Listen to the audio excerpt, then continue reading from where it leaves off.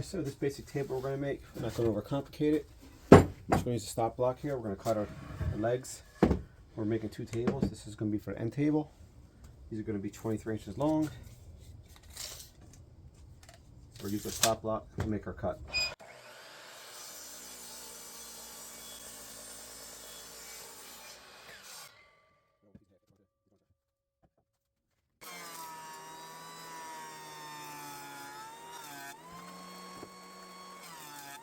Okay, so we have roughly our leg piece cut. This is 8/4 poplar. These are going to be for one end table. This is going to be for one console table. So now we're going to rip these. We're going to take our straight edge on the table saw. We're going to rip these in half. They have roughly 2x2, 2.5. Actually, it's not going to be 2 inches thick. It's going to be probably like 1.25 inch thick after we mill everything up. But we're going to just rip these down to the rough width, and then we'll get them to their final thickness. We don't make them too thick. All right, so let's do that next.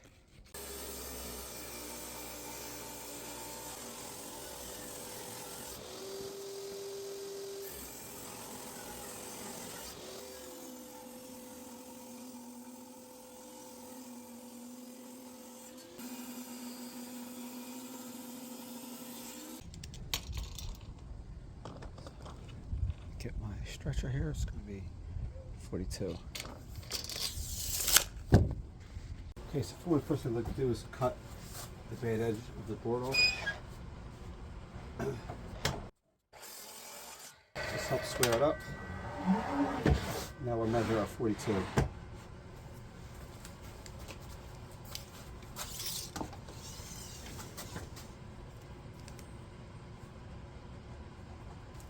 This gives all 4 of our stretchers. They're going to be about 2.25 inches wide. Heck, we don't need to set a stop block, but I'll set one anyway. There, we'll set our stop block just for the safe side.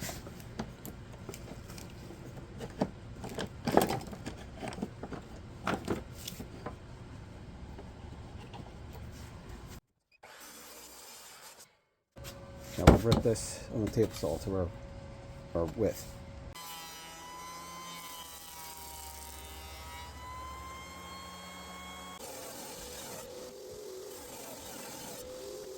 All right, so let's get our side pieces, which with our legs would be about 10 inches thick. We're going to inch overhang, give her 12, and then our inside will be 7.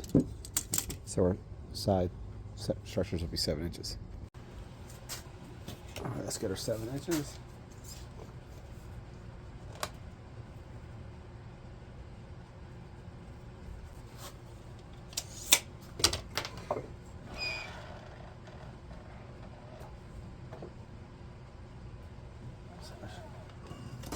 Stop block up, extension here. Our cuts are repeatable.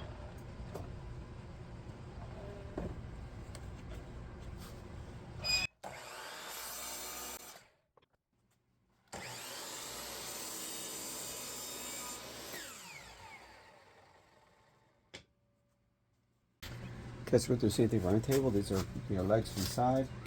We want 16 inch because we want an inch overhang. Gives us our 18. These are 18 by 18 tables by 24 inches high. So we know we have 16. So our side structures will be 11. We'll do the same for the front. This will be front facing the legs. And we'll go to 16. Now we 14. 14 exactly. We can cut them a little heavy, so just make sure, but that's how we're going to our stretchers and aprons for the end table. It's going to be 18 by 18 by 24.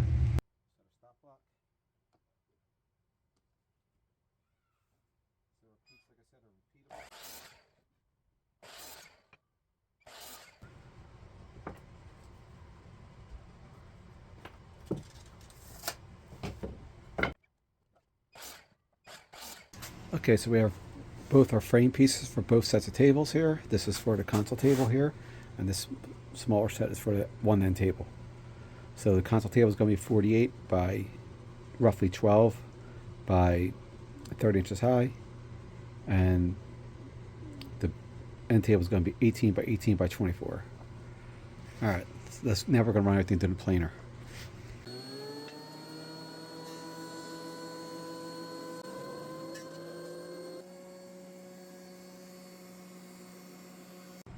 So now I'm going to take the side that I don't like the least, I guess, and that'll be the side we're going to do our pocket holes.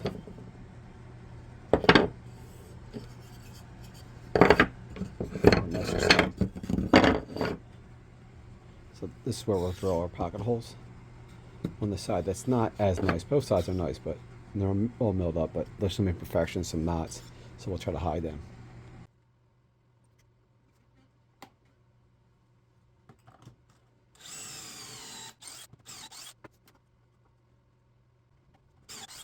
Now we're ready to start sanding, and we're going to put a chamfer on that side, tops and bottoms here.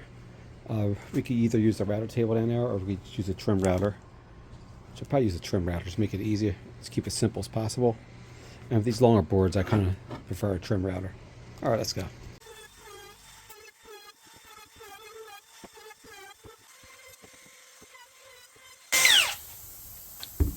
Okay, so these would be the bottoms.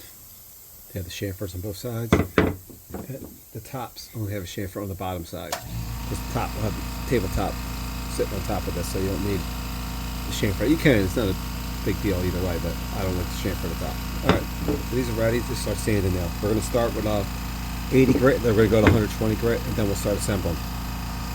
This is 80 grit, then we're going to start sanding all these pieces down. So we have quite a bit of sanding. So let's start now.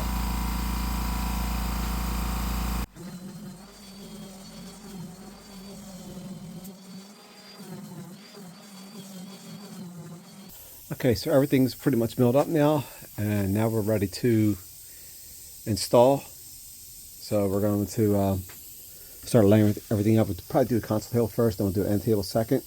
And for that, we're just going to be using a couple quick tools: a clamp, driver, some pocket screws, a square, and some glue for the most part, and a little speed roller just to get or a spacer, and some shims for our reveals, and also our bottom toe kick for the bottom shelves. All right, so let's go.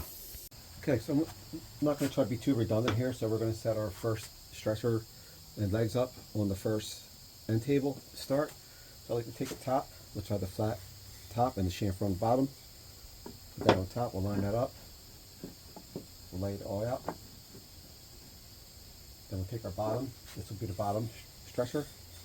Good side up, with the both chamfered on both sides. We'll lay that down here, that way we know we're kind of laying it out square. So we know that's going to be our width. It should roughly be around 16 inches. Yeah, just under 15 3/4, which is fine. We want to have like an inch or so overhang at the top. Alright, so we're going to add a little glue.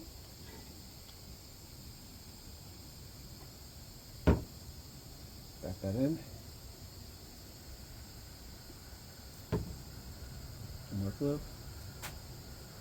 And lay this out, get it nice and flush and straight. Get our square.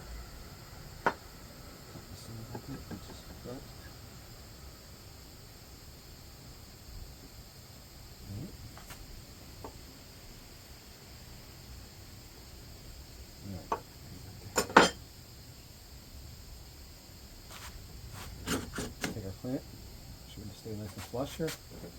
And we're going to tighten our clamp. And we have these little, I don't know if you saw these little spacers. This will give us our reveal, and I'll show you that after. Gives a little shadow line.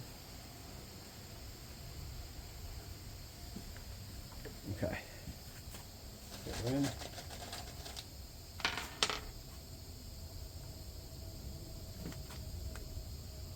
Pocket screws in.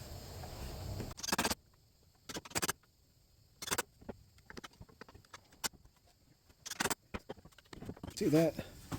That's a little shadow line here. And we'll flip it around.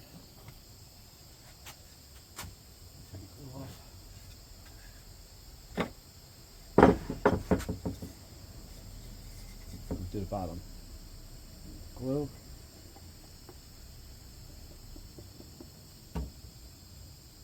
Glue's going to be the main part of the strength.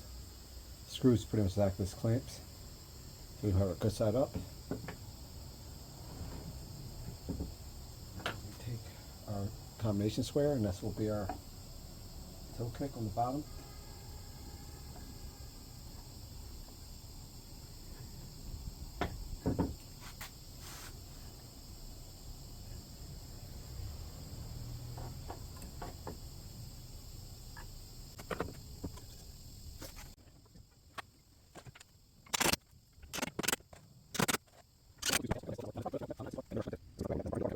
Another note with this, a lot of people say, well, why don't you put your clamping pressure down on your joint? Well, if you see, these are not level. This isn't like a face frame. It's not flush. And also, even the ones that are going to be a little more flush later, it's not going to matter because we're going to have these spacers in here. So it's not going to be laying 100% flush. So putting downward pressure on the table on the top of these doesn't really do much. Face frame's a little different because everything's kind of equal in thickness and dimensions. These aren't. So since you're at a shadow line, it makes it not difficult, but it makes it a little more tricky to do stuff like that. So really, I just put pressure side to side, and I kind of hold down as I screw in, and keep. I don't like to over clamp though, because if you over clamp, you can't pull everything out of square. So that's what we're gonna do now. We're just gonna screw these in, then we're gonna test these two.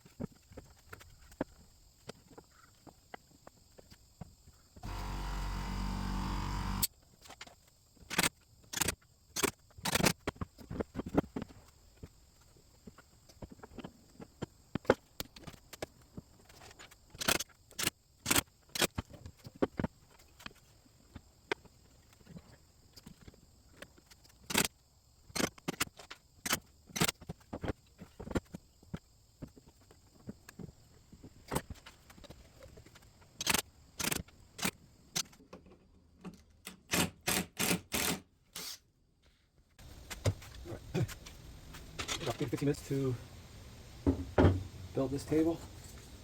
We're gonna do the console table next. It's gonna be the same steps. I'm probably not gonna video that since it's gonna be identical. It's just gonna be longer. But yeah, that's it. So this popper is really nice. It's pretty affordable. If you could get it at a sawmill, I would prefer. If you could get it at a sawmill, because it can be pretty expensive at Home Depot or like one of the box stores. But it's a real beautiful wood. It stains great. Even natural, it looks really good. You can almost pull it off, you know, just putting some mineral oil or some walrus oil or something like that on there, tung oil, and it just looks really good. Kind of darkens out, especially with these purples and the greens and stuff like that that come in here, really nice. But we're going to be staining this white, and then the top and bottom shelves will be espresso brown. So we're going to be staining this, which is fine. That's pretty typical for a farmhouse type furniture, which this kind of essentially is. I don't get a lot of these orders right now, but when we do, we get them in bulk typically. But these are fun. I like building these. You could build an order of these in a day or two, easy. Even that's including stain. Now, if you got to paint, it may take another day extra, since you got to prime or sand, prime, sand, then paint, sand, paint, depending on how it lays. But that's it. So this table's done. We're gonna do the console table now, and then we'll start trimming this out. And the trim out is going to be, we're going to put some cleats down the bottom here to hold the bottom shelves. We're going to be putting some upside down V's on the side here. On this side, we're going to put in the V's on each side. This is the front. These are the sides. And then we're going to do the same with the console table. The console table will have also upside down V's on the back, and hopefully on the sides too. But otherwise, they're going to be the same layout. They're going to be matching, same color and everything. All right, let's go.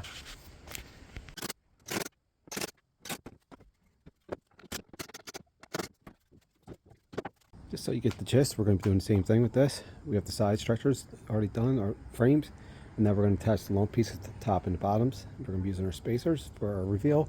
Same tool, same setup, just a little longer. Use a longer clamp, that's it. All right, let's go. All right, so we have the console table frame and the one end table frame built. We also have all these, you can see these radiator covers here. It's another project I'm working on. I have a 4-piece I'm working on. It's going to be putting some aluminum vents in when they come in. I'm waiting for them. And we're going to stain everything. Actually, everything's going to be stained white. So there's a lot of poplar out here. There's going to be a lot of white staining. And so people may say, well, why do you use pocket screws? Well, one of the reasons is honestly is a little bit of speed. I have a ton of orders I have to try to get out. I think these, especially these smaller tables, I don't see a major difference. Now bigger tables, I like to use Domino's.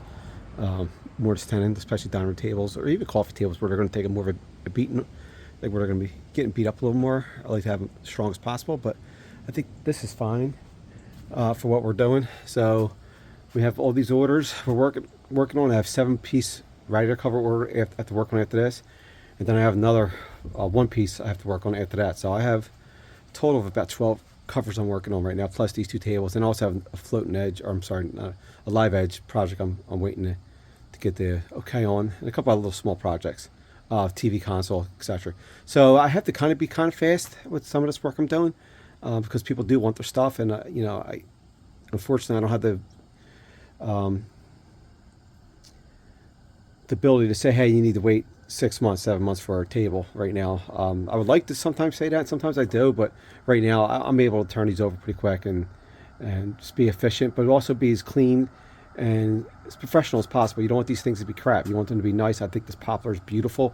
I almost hate staining it. It looks great natural. Personally, I think that's just my opinion. And that's about it. So we're going to start. So on the end tables, we're going to be 2 upside down V's on the side, and on the console table, we're going to do 6 altogether. We're going to have 2 on each side, and we're going to have 2 across the back, big ones across the back. So we're going to start milling that up next. We're going to also put some cleats in for the bottom shelves, to hold the bottom shelves in here. Put some little cleats in, and then we're going to start milling up the top and the bottom shelves for both. All right, let's go.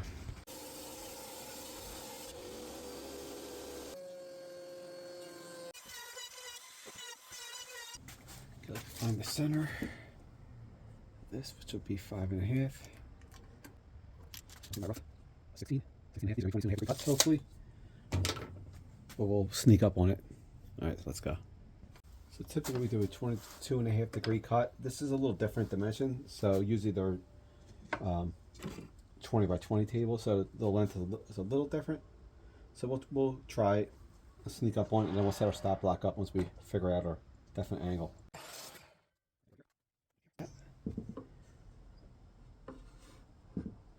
Actually, we're going to have to go with a little steeper. 22.5 is not going to work. So we'll try 20 degree.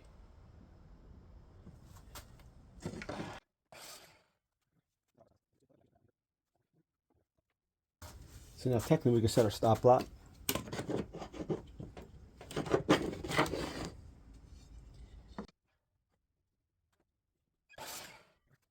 Right there. Perfect. All right, so now we can make all repeated cuts now. So now technically we can set our stop block.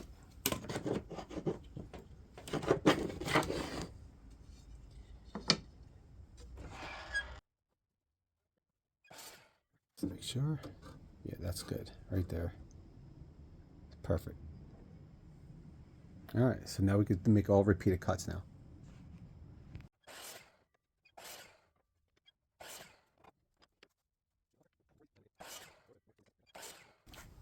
Okay, so these are a nice tight fit, dry. Now I'm just going to add a little glue.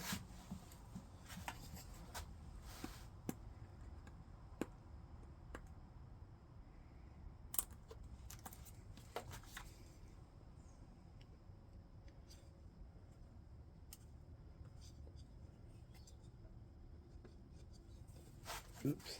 And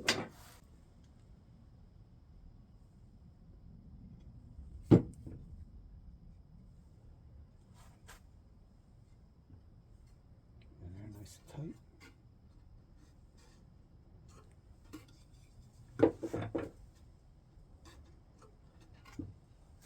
I'll add a couple brad or 2 here.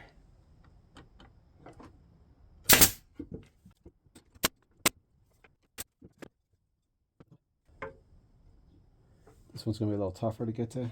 The brad nail up top with the little 1/2 inch or so gap. That's why I like to leave a little bit of a gap so I can get my brad nail in there a little bit, which I should be good.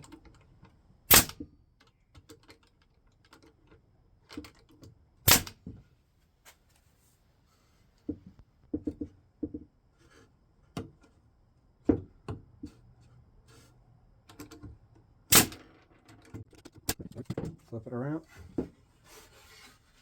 Do the other side.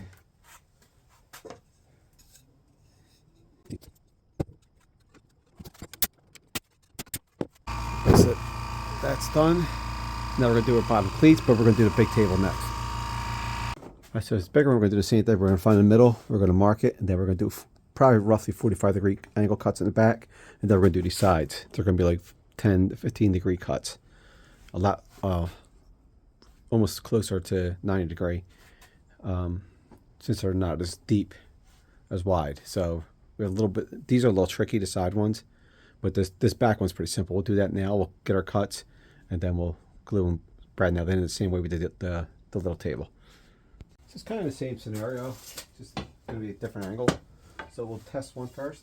We know we're going to be at 28 degrees, so we're going to, I'm sorry, 28 length roughly, but we're going to do a 45-degree cut to start. Find our angle. Go to the back here. Now we have our angle. And we can set our stop block.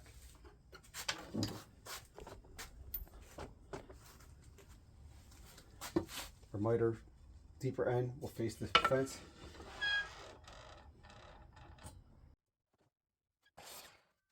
And that's pretty perfect.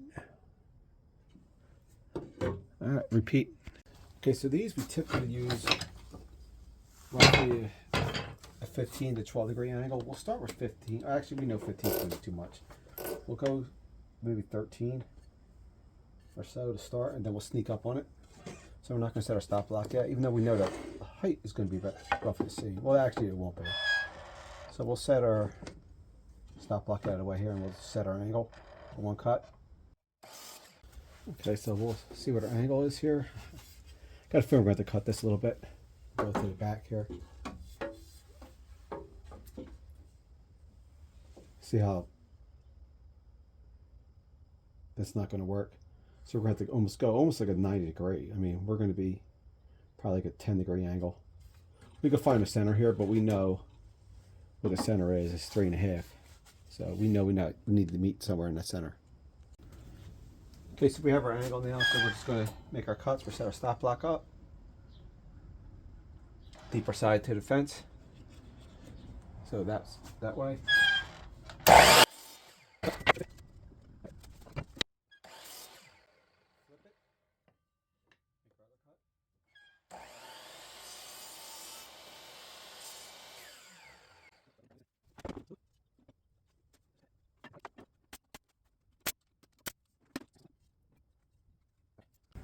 Okay, so now we just got to do the tops, bottom shelves, and the bottom cleats to hold the bottom shelves.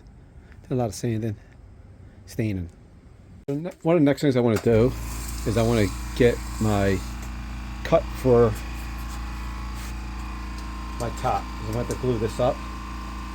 So if I could start laminating this sooner than later, well, I can let it sit for a little time. I'll cut it a little big, then we'll trim it down at the end after we laminate. So we'll start cutting this up and we'll start gluing this up while we're doing everything else. Alright, cut this around 49 heavy.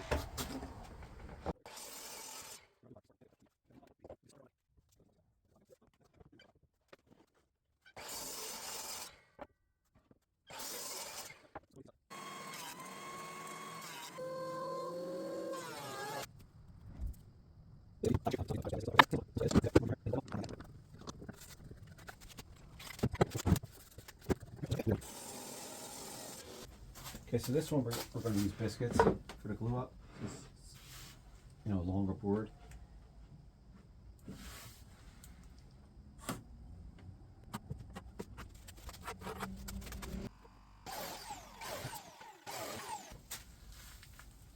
Okay, so we use these size 20 biscuits. Some glue. This will help keep everything aligned.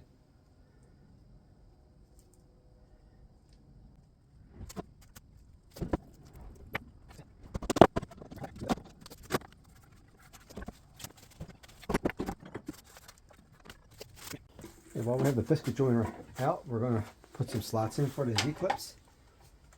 This will hold the top.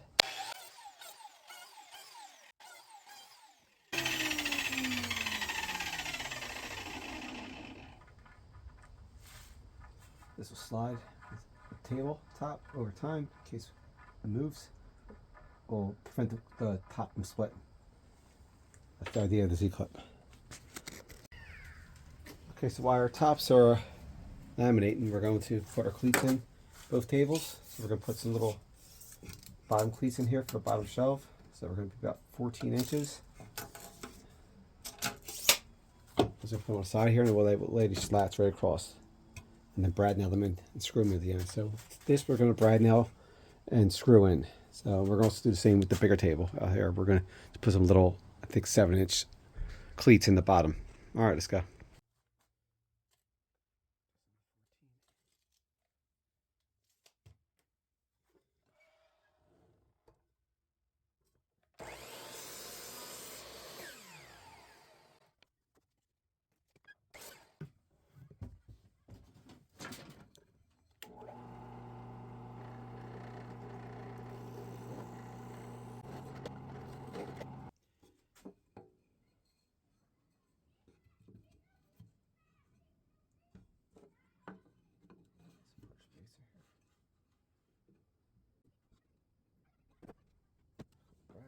Hold it in.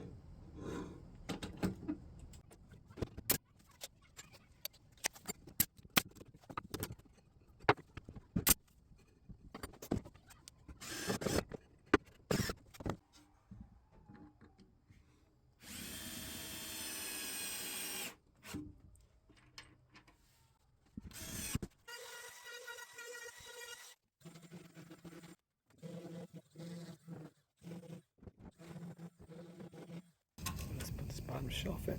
It's going to be just under 44.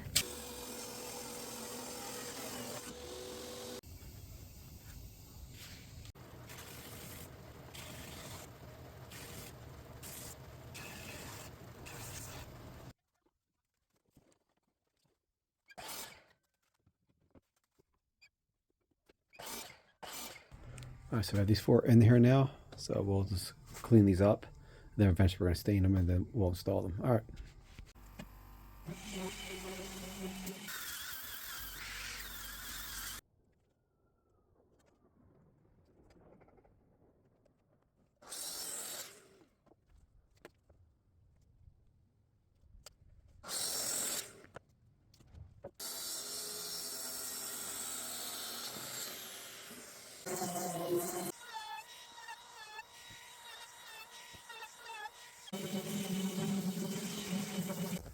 Okay, so these are essentially done. I just got to mount the tops and the bottoms, but we're going to stain everything. So we're going to be staining the frames antique white, and we're going to be staining the top and bottom shelves espresso. So these are pretty much done otherwise. Yeah, really nice.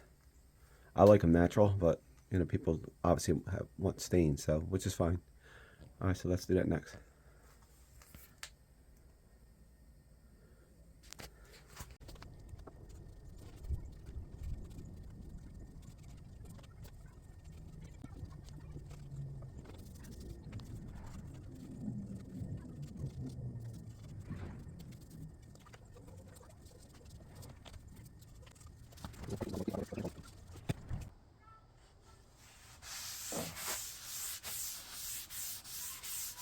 Some white color stains on.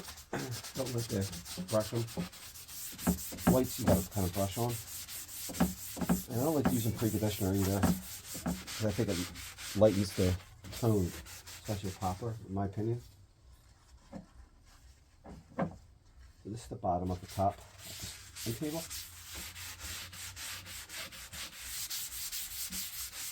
Just want to seal it.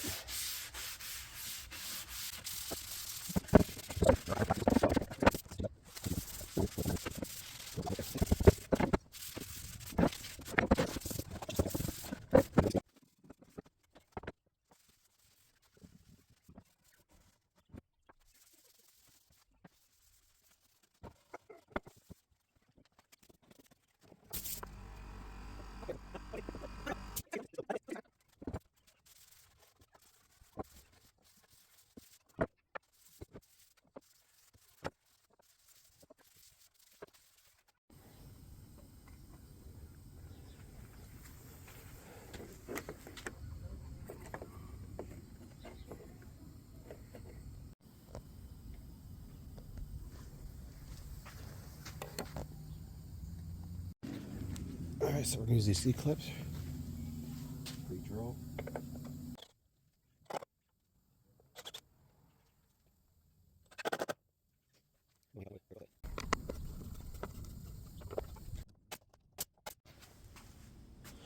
Get our spacing.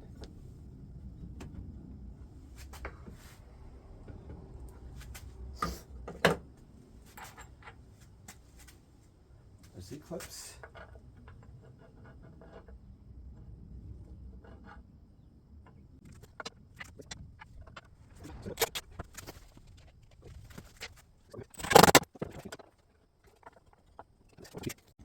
Now we have our top in place. Now we'll put center bottoms in.